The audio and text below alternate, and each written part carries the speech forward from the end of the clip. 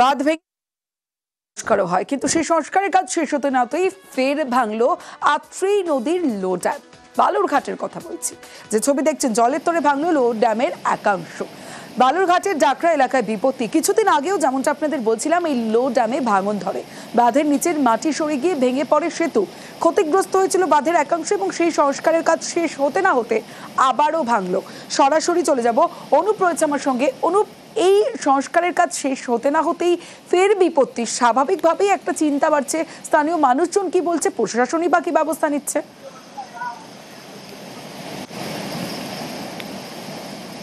দেখো, একদমই স্থানীয় মানুষের কিন্তু যেটা অভিযোগ করছেন তারা, যে ড্যাম্পের কাজ, সেই কাজ কিন্তু নিম্নমানের কাজ হয়েছে, যার জন্য বারবার করে ড্যাম্প ভেঙে যাচ্ছে। ফেব্রুয়ারি মাসেই এই ড্যাম্প ভেঙে যায়, সেই ভাঙাকে কেন্দ্র করে বাঁধ ভেঙে যায়, সেই বাঁধ সংস্কারের কাজ কিন্তু চলছে। সামনে বর্ষা চলে এসছে, এই কারণে নদীর জলের কিছুটা কাল রাত থেকে অনেকটাই জল বাড়তে শুরু করে। এরপরেই কিন্তু আজ ভোর রাতে যে মূল যে নদীর মাঝখান দিয়ে যে ড্যাম, সেই লো ড্যাম, সেই ড্যাম্পের একাংশ প্রায় 2টি ব্লক ভেঙে চলে যায়। এতেই কিন্তু আতঙ্কে রয়েছেন বাঁধের পাড়ের কিন্তু বাসিন্দারা। জেলা প্রশাসনের তরফ থেকে আজ সকাল থেকে সেখানে বারে বারে যাওয়া হয়েছে। জেলা শাসক গিয়েছেন, সাংসদ সুকান্ত মজুমদার, এছাড়াও গিয়েছেন অশোক মিত্র, বালুরঘাট পৌরসভার চেয়ারম্যান। তাদের প্রত্যেকেরই যারা অভিযোগ করছেন, যেটা সুকান্ত মজুমদার, যে নিম্নমানের সামগ্রী ব্যবহার করা হয়েছে এবং বৈজ্ঞানিক পদ্ধতি মানা হয়নি, যে কারণেই কিন্তু এই অবস্থা হচ্ছে বারবার করে।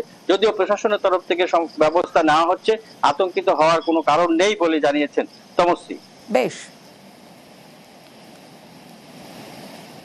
ভোরের দিকে এটা ভেঙেছে, তো সেই চিহ্ন এখনো দেখা যাচ্ছে না।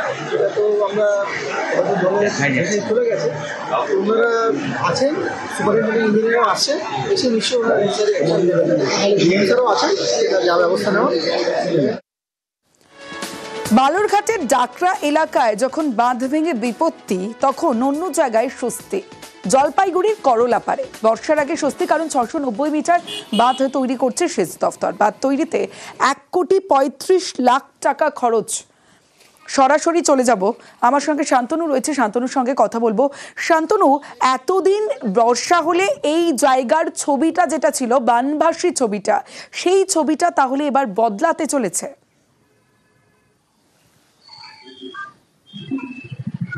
একদম ঠিক তাই বলা যেতে পারে যে 2 দশকের যে ভোগান্তি ছিল বা দুর্ভোগ ছিল তা কিন্তু মিটতে চলেছে জলপাইগুড়ি শহরের এই পরেশ মিত্র কলোনির বাসিন্দাদের। কারণ হচ্ছে প্রতি বর্ষাতেই তাদের নিয়ম করে প্রায় 4 থেকে 5 বার কিন্তু ঘর ছাড়া হতে হতো। তার কারণ হচ্ছে করলা নদীর জলে কিন্তু ভরে যেত গোটা এলাকা, বানভাসী পরিস্থিতি তৈরি হতো। পাশেই কিন্তু ফ্ল্যাট শেল্টার তৈরি করে দিয়েছে পুরসভা, সেই ফ্ল্যাট শেল্টারে গিয়ে আশ্রয় নিতেন পরিবারের লোকজন। যাদের জায়গা হতো না তাদেরকে কিন্তু রাত কাটাতে হতো রাস্তায়। এরকম একটা দুর্ভোগ পরিস্থিতির পর তারা কিন্তু বারবার করে এই বাঁধ নির্মাণ করা হবে এবং সেই নির্মাণ কাজ কিন্তু গত ডিসেম্বর মাসে আমরা দেখেছি শুরু হয়েছে এবং যা এখন কিন্তু শেষের দিকে। তা দেখেই কিন্তু সেচ দপ্তর থেকে শুরু করে স্থানীয় মানুষ কিন্তু আশাবাদী যে এই বছর কিন্তু আর বা এই বর্ষায় কিন্তু আর বানভাসী হতে হবে না পরেশ মিত্র কলোনি এলাকার বাসিন্দাদের।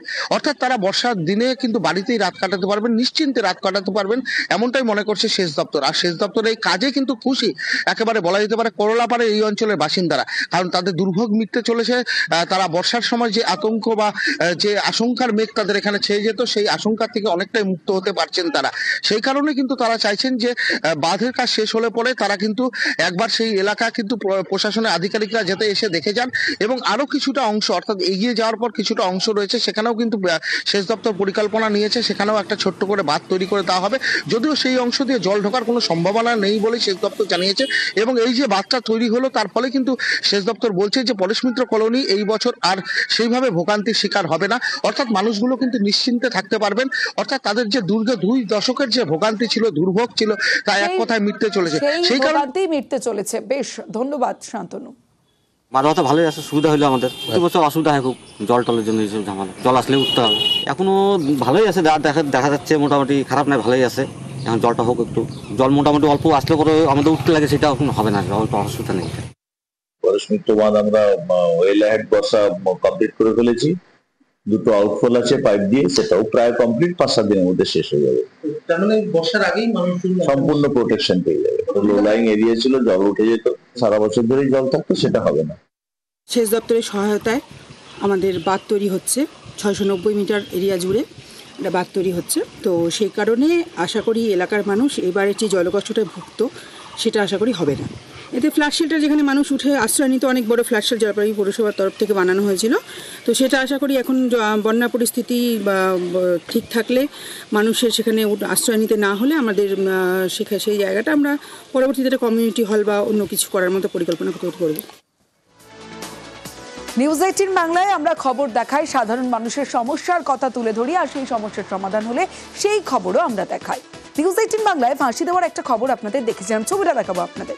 দেখুন, কামতাগছে একটা ছবি যেখানে কাজ চলছে। নিউজ 18 বাংলার খবরের জন্য ব্যবস্থা নেওয়া হয়েছে। এই যে জায়গার ছবি দেখছেন, এই জায়গাতে জল জমে ভোগান্তি, আর বৃষ্টিতে জল জমে যে ভোগান্তি, সেই ভোগান্তির খবর আমরা নিউজ 18 বাংলায় দেখাই এবং তারপরেই ব্যবস্থা নেওয়া হয়েছে। সরাসরি চলে যাব, বিশ্বজিৎ মিশ্র রয়েছে আমার সঙ্গে। বিশ্বজিৎ, আমরা খবর দেখাই সাধারণ মানুষের জন্য, আর সেই খবরের পরে যখন সেই খবরের জেরে যখন কাজ হয় তখন সেই খবরও আমরা দেখাই। কি ব্যবস্থা নেওয়া হলো? দেখো, তুমি ছবিটা দেখতেই পাচ্ছ যে এই ফাঁসি দেওয়ার কামতাগজ, যেখানে প্রায় কয়েক বছর ধরে এই সমস্যাটা হলো যে এলাকায় এই রাস্তা অর্থাৎ PMGY এর রাস্তা, এই রাস্তায় কিন্তু নিচু হয়ে যাওয়ায় জল জমতো, আর এই জল বৃষ্টিতে কার্যত কিন্তু বিভিন্ন বাড়িতে ঢুকে পড়তো। প্রশাসনের কাছে আবদার জানিয়েও কোনো কিছু কিন্তু কাজ না হওয়ায় যখন নিউজ 18 বাংলা খবর করে এবং খবরের পরেই পদক্ষেপ, দেখা গেল একেবারে আর্ট মোবাইল চালিয়ে এই যে জমা জল তা কিন্তু সরানোর কাজ অস্থায়ীভাবে শুরু হয়েছে। তবে প্রধান জানাচ্ছেন যে স্থায়ী সমাধানের জন্য তারা কিন্তু শিলিগুড়ি মহকুমা পরিষদকে জানিয়েছে দ্রুত এই কাজ করা হবে। আজই কিন্তু এই যে নিকাশি নালার সমস্যা নিয়ে গ্রাম পঞ্চায়েত দপ্তরে বৈঠক হয়েছে এবং আগামী দিনে যা প্রপোজাল আকারে শিলিগুড়ি মহকুমা পরিষদকে পাঠানো হয়েছে। আর এই কাজ জমা জল সরতেই কিন্তু খুশি বাসিন্দারা, কারণ এই জল কিন্তু পেরিয়ে তাদের বিভিন্ন জায়গায় যেতে হতো, এমনভাবে জল জমা থাকতো যাতে কিন্তু দুর্ঘটনা হামেশাই হতো। আর এই যে কামতাগছের রাস্তা, যা কিন্তু গুরুত্বপূর্ণ, কারণ পাশে বিভিন্ন স্কুল এবং স্বাস্থ্যকেন্দ্র রয়েছে, সেখানে এই ধরনের দুর্ভোগ হওয়ায় কার্যত অসুবিধার মধ্যে পড়তো বাসিন্দারা। তবে নিউজ 18 বাংলার খবরের জেরে যখন কাজ হয়েছে তখন স্বাভাবিকভাবেই খুশি বাসিন্দারা। খবরটা দেখানোর পরে হয়েছে কাজটা হওয়াতে আমরা সবাই খুশি হয়েছি, কিন্তু আমাদের পুরো ড্রেনটা আমরা চাচ্ছি। এটা যদি পুরো রাস্তার ড্রেনটা হয়ে যায় তাহলে আমাদের গ্রামবাসী খুশি থাকবে। কিছুটা হলো তো সমস্যা সমাধান? হ্যাঁ, কিছুটা হলে হচ্ছে। আপাতত জলটা তো চলে গেছে, এটা তো ঠিক আছে, কিন্তু পরবর্তীতে আরো বর্ষা বাকি আছে, জল জমবে কি জমবে না সেটা তো দেখতে হবে। এরকম খবরটা হওয়ার পরে এমন হলো, তাছাড়া তো হয়তো না। মিডিয়াকে তো অবশ্যই ধন্যবাদ জানাবো। আপনাদেরকে ধন্যবাদ, আপনারা তুলে ধরেছিলেন। অনেকদিন থেকে এই সমস্যাটা ছিল, আমরা চেষ্টা করছিলাম এটাকে সর্ট আউট করার, কিন্তু তখন হচ্ছে এরা ড্রেনেজের জন্য বাসিন্দারা জায়গা দেয়নি। তো এই বছর যখন এই সমস্যাটা অতিরিক্তভাবে চলে আসছিল, এরা আমাদেরকে লিখিতভাবেও দিয়েছে, আমরা সেটাকে অ্যাকসেপ্ট করেছি। আমি সেটাকে আমাদের SMPতে ফরওয়ার্ড করেছি, আমাদের সহকারী সভাধিপতিকে, উনিও অ্যাকসেপ্ট করেছে। উনি বলেছে যে খুব তাড়াতাড়ি বর্ষার আগে হোক বা পরে হোক সেটাকে উনি বানিয়ে দেওয়ার ব্যবস্থা করবে। এরাও বলেছে আমাদেরকে সহযোগিতা করবে এইবার। তো এরা জায়গা দিলে পরেই আমরা একটা নিকাশিরও ব্যবস্থা পার্মানেন্টলি ভাবে করে দেব। মাত্র কিছুক্ষণের ঝড়, আর সেই কিছুক্ষণের ঝড়ের ছবিটা পরবর্তী দেখুন। লন্ডভন্ড পরিস্থিতি, গোপালনগরে ব্যাপক ক্ষয়ক্ষতি। গোপালনগর বৈরামপুর পঞ্চায়েতে এলাকায় কিছুক্ষণের ঝড়ে বৃষ্টিতে ভেঙেছে বাড়ি, গাছ। 30 থেকে 35 মিনিটের ঝড় বৃষ্টি, আর তাতে ক্ষতি হয়েছে চাষেও। ঝড়ের পর থেকে বিদ্যুৎ বিচ্ছিন্ন গ্রাম। সরাসরি চলে যাব, অনিরুদ্ধ কীর্তনিয়া রয়েছে আমার সঙ্গে। অনিরুদ্ধ, স্বাভাবিকভাবে ছবি দেখেই বোঝা যাচ্ছে যে কি পরিস্থিতি, সেখানে অবশ্যই কথা বলবো। তার আগে ছবিটা আপনাদের দেখাচ্ছি, ঝড়ের পর লন্ডভন্ড গোটা এলাকা। যে ছবি দেখছেন আপনারা, গোপালনগর বৈরামপুর পঞ্চায়েত এলাকার ছবি। অনিরুদ্ধ রয়েছে, সরাসরি চলে যাব, অনিরুদ্ধর সঙ্গে কথা বলবো। অনিরুদ্ধ, ঝড়ের পরবর্তী যে পরিস্থিতি, সেই পরিস্থিতির ছবি তো আমরা দেখতেই পাচ্ছি, কিন্তু প্রশাসনের তরফ থেকে কি কোনো ব্যবস্থা নেওয়া হয়েছে? অন্যত্র কি নিয়ে যাওয়া হয়েছে বাসিন্দাদের? আর এখনো পর্যন্ত কি বিদ্যুৎহীন এলাকা? দেখো তমশ্রী, একদমই উত্তর চব্বিশ পরগনার এই গোপালনগর থানা এলাকার বৈরামপুরের কিছু অংশ, অর্থাৎ বৈরামপুর গ্রাম পঞ্চায়েতের সনেকপুর এবং গোপালনগর স্টেশন সংলগ্ন এলাকা দিয়ে গতকাল বিকেলের পরে 30 থেকে 40 মিনিটের এই ঝড়ে ব্যাপক ক্ষয়ক্ষতির শিকার হয়েছে স্থানীয় মানুষ। সেখানে প্রায় 30 থেকে 40টি বাড়ি ভেঙেছে এবং গাছ ভেঙে পড়েছিল অনেকের বাড়ির উপরে। এ ব্যাপারে কিন্তু ওই বৈরামপুর গ্রাম পঞ্চায়েতের পক্ষ থেকে আজ সকালবেলায় স্থানীয় সাধারণ মানুষের ক্ষয়ক্ষতির বিষয়ে কিন্তু তারা তদারকি করেন এবং বিডিওর সঙ্গে কথা বলেছিলেন যে যত দ্রুত সম্ভব হয় এই সমস্ত সাধারণ মানুষের পাশে দাঁড়ানোর জন্য তাদের পাশে ত্রিপল দেওয়া এবং তাদেরকে যদি শুকনো খাবার দেওয়া যায় সেই ব্যবস্থা গ্রহণের জন্য পঞ্চায়েতের তরফ থেকে বিডিওকে জানানো হয়েছিল।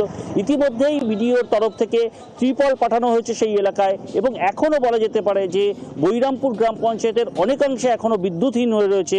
বিদ্যুৎ দপ্তরের পক্ষ থেকে কিন্তু বিদ্যুৎ কানেকশন দেওয়ার জন্য চেষ্টা চালানো হচ্ছে, বিভিন্ন জায়গায় গাছ ভেঙে পড়েছে, সেই কারণে সেই সমস্ত গাছ সরানোর কাজ করছে প্রশাসনের তরফ থেকে এবং এই যে ব্যাপক ক্ষয়ক্ষতি হয়েছে সেই কারণে প্রশাসনের তরফ থেকে যারা কৃষক আছেন অর্থাৎ কয়েকশো বিঘা জমি ক্ষতিগ্রস্ত হয়েছে, সেখানে পটল, পেঁপে এবং কলা গাছের ব্যাপক ক্ষয়ক্ষতি হয়েছে বলেও কিন্তু দাবি করেছিলেন এবং সেই অনুসারে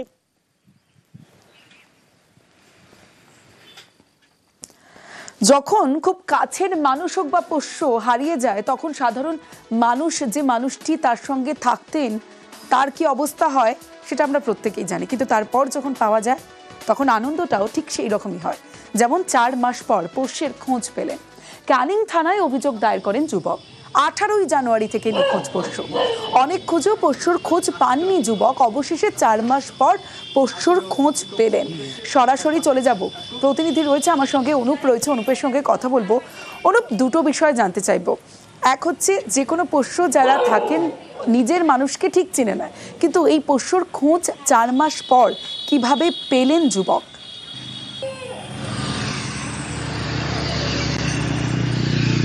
তোমাকে প্রথমে বলি, দীর্ঘ 4 মাস পরে প্রাণপ্রিয় এই পোষ্যকে পেয়েছেন ক্যানিং উত্তর অঙ্গদবেড়িয়ার পিটি রঞ্জন সরকার। তিনি জানিয়েছেন গত 4 মাস আগে জানুয়ারি মাসের 18 তারিখে তার এই পোষ্য, প্রাণপ্রিয় পোষ্য নিখোঁজ হয়ে যায়। এরপর তিনি ক্যানিং থানায় অভিযোগ দায়ের করে। অভিযোগের ভিত্তিতে ক্যানিং থানার পুলিশ কিন্তু তদন্তে নেমেছিল, কিন্তু এই 4 মাসের মধ্যে পুলিশ কিন্তু সেই পোষ্যকে উদ্ধার করতে পারেনি। এরপরে সেই পিটি রঞ্জনের কিছু যুবক, ওই এলাকার যুবক, তারা কিন্তু ক্যানিং থানার ট্যাংরাখালী এলাকায় কিন্তু কাজে গিয়েছিল। সেখানে গিয়ে এই পোষ্যকে কিন্তু তারা দেখতে পায় এবং চিনতে পারে। তারপরে কিন্তু এই পোষ্যর নাম ধরে যখন এই এলাকার যুবকরা ডাক দিল, তখন কিন্তু সেই পোষ্য সেই বাড়ি থেকে কিন্তু বেরিয়ে তাদের কাছে এলো। আসার পরে কিন্তু এই পিটি রঞ্জন সরকারকে তারা খবর দেয় এবং তিনি সঙ্গে সঙ্গে সেই বাড়িতে আসেন। এসে দেখেন সেই তার প্রাণপ্রিয় পোষ্য সেখানে রয়েছে। তাকে ডাকার সঙ্গে সঙ্গে তার কাছে চলে আসে, তার এমনকি তাকে জড়িয়ে ধরে, এমনই কিন্তু তিনি স্বাভাবিকভাবেই এই ফিলিংসটা একটু আলাদা এবং পোষ্য খুঁজে পেয়ে স্বাভাবিকভাবেই খুশি ওই যুবক। জানুয়ারি মাসে 18 তারিখে আমার পোষ্য কুকুর ওই আজকে হারিয়ে যায়। থানায় এসে নিখোঁজ আমি ডায়েরি করি। পাড়া প্রতিবেশী ভাই আমাকে খোঁজ দেয়। আমি সেই তার উদ্দেশ্যে যাই, গিয়ে দেখি যে একজনের বাড়ি, ট্যাংরাখালির ভিতরে, ওখানে একজনের বাড়ি এই কুকুরটি বাঁধা ছিল। এর নাম বলে ডাকি, ও আমার কাছে চলে আসে। আজ দুয়ারে রিপোর্টারে সবশেষে যে খবর আপনাদের দেখাবো, কলেজ ছাত্রীর এভারেস্ট জয়। হ্যাঁ, এভারেস্টে সামিট প্রতিমা রায়ের। দার্জিলিং সেন্ট জোসেফের ছাত্রী প্রতিমা, আজ ভোরে এভারেস্ট জয় প্রতিমা। স্বাভাবিকভাবেই উচ্ছ্বসিত তার পড়ুয়ারা, যেমন অন্যান্য স্টুডেন্টরা, তেমন তার পরিবার। সরাসরি চলে যাব, পার্থ রয়েছে আমার সঙ্গে। পার্থ, যখন এই খবরটা প্রথম তার বাড়ির লোক জানতে পারেন, তার সঙ্গীরা জানতে পারেন, প্রতিক্রিয়াটা কেমন ছিল?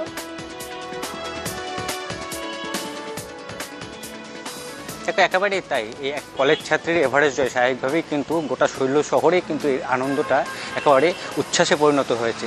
একই তো সেন্ট জোসেফ কলেজে তো বটে, সেখানকার তার যারা সতীর্থ রয়েছে তারা, এমনকি কলেজের অন্যান্য অধ্যাপক, অধ্যাপিকা, প্রিন্সিপাল সকলেই কিন্তু অভিভূত প্রতিমা রায়ের এই সাফল্যে।